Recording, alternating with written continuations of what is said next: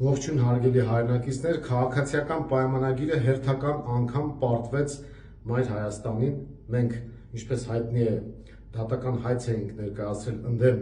նրանց ապօրինի որոշման, որը վերաբերում էր մեր թիմակից Սոնա Աղեկյանին ավագանու մանդատից զրկելուն, եւ ահա դատարանը որոշում կայացրեց, որ դա ապօրինի էր այդ որոշումը եւ դա ըստ էության քաղաքական հետապնդում էր, քաղաքական կամայական որոշում էր եւ դատարանում մենք հաղթել ենք քաղաքացիական պայմանագրին, նրան կցվածներին եւ բոլոր հաճախորդներին, որոնց համատեղ ջանքերով իրենք զրկել էին Սոնա Աղեկյանին մանդատից։